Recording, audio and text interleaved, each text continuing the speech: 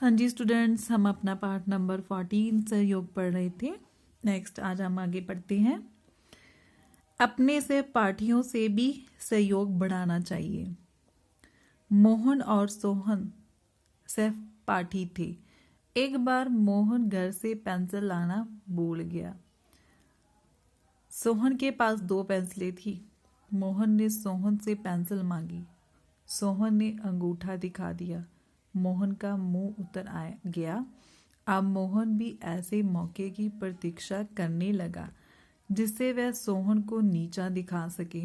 ऐसी बातों से आपस में घृणा और द्वेष बढ़ता है। इसके विपरीत यदि सोहन मोहन को पेंसिल देकर सहयोग देता तो वह उसे अपना मित्र बना लेता। तो आगे इसमें हमें किसके बारे में बताया गया है?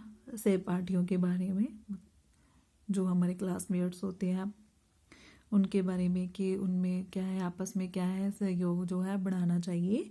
जैसे वो फॉर एग्जांपल के तौर में वो बताते हैं मोहन और सोहन जो क्या थे, वो एक सहपाठी थे। एक बार जो मोहन होता है वो घर पे पेंसिल बोर्ड आता है, वो सोहन के पास 2 पेंसिलें होती है, वो उससे पेंसिल मांगता है, लेकिन जो सोहन होता है वो उसे मना कर देता है, जिससे जो मोहन का मुंह जो उतर आता है वो उदास हो जाता है। अब जो मोहन होता है वो भी ऐसे मौके की प्रतीक्षा करने लगता है कि उसे भी ऐसा मौका मिले जब वो किसी चीज़ के लिए उसे क्या है मना कर पाए और सोहन को क्या है नीचा दिखा सके। तो क्या होता है कि अगर हम ऐसी बातें करते हैं, ऐसी सोच रखते हैं, तो इससे क्या होता है, नफरत ही बढ़ती है। हाँ, तो इसमें क्या बताया है कि यदि सोहन मोहन को पेंसिल देकर सहयोग देता तो क्या होता है, वो आपस में मित्र बन जाते हैं। आगे, आपके सभी सहपाठी समान हैं। उनमें से कोई बड़ा छोटा नहीं। उनमें कोई भेदभाव नहीं करना चाहिए, सबसे प्यार करना चाहिए। एक स्कूल की 8वीं कक्षा में मदन नामक एक छात्र था। वह निर्धन था। वह पुस्तकें कापियाँ नहीं खरीद सकता था। उसके वस्त्र फटे पुराने थे। उसका सहपाठी महेंद्र जमींदार का पुत्र था। उनके पास धन की कमी न थी। उसने अपने सहपाठी मदन को पुस्तकें, कापियाँ और कपड़े देकर सहायता की। धन का सदुपयोग यही है कि उससे दूसरों की सहायता की जाए।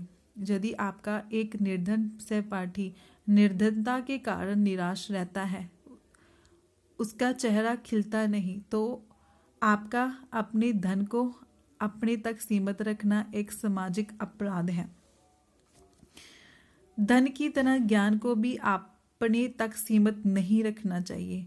तो इसमें क्या बताते हैं कि जो सहपाठी होते हैं वो क्या है, समान होते हैं। हमें किसी के साथ भेदभाव नहीं करना चाहिए। हमें ये नहीं सोचना चाहिए कि ये बड़ा है और ये छोटा है। हमें सबसे क्या है, प्यार करना चाहिए। तो फिर वो एक एग्जाम्पल बताते हैं। एक स्कूल की 8वीं कक्षा में एक मदन नाम का क्या है, एक स्टूडेंट होता है। वह निर्धन मतलब जिसके पास पैसे नहीं होते हैं, धन की कमी होती है। वो क्या है, अपनी जो पुस्तक कापियाँ भी नहीं खरीद सकता और उसके जो वस्त्र है वो भी फटे पुरानी होती है। और उसका एक सहपाठी होता है महेंद्र, जो कि जिमींदार का पुत्र होता है। उसके पास जो है धन की कमी नहीं होती। वो अपने सहपाठी मदन को पुस्तकें, कॉपियाँ और कपड़े ला कर देता है, उसकी सहायता करता है। और इसमें यही बताया गया है कि हमें जो धन का उपयोग है वो सही ढंग से करना चाहिए। कैसे, हमें दूसरों की मदद करनी चाहिए। जिसके पास कोई कॉपी पेंसिल ना हो, ऐसे उसकी क्या है, सहायता करनी चाहिए, ताकि उसका जो चेहरा है वो खिलता रहे।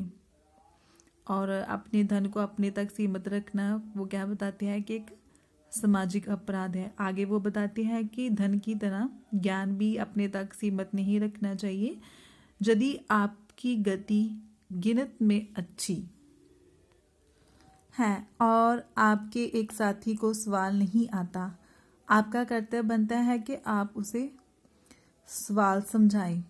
इसी तरह यदि कोई बालक हुष्ट पुष्ट है तो उसका कर्तव्य बनता है कि वह अपने कमजोर सहपाठी की रक्षा करे। उसे तंग करने की किसी की हिम्मत ना हो।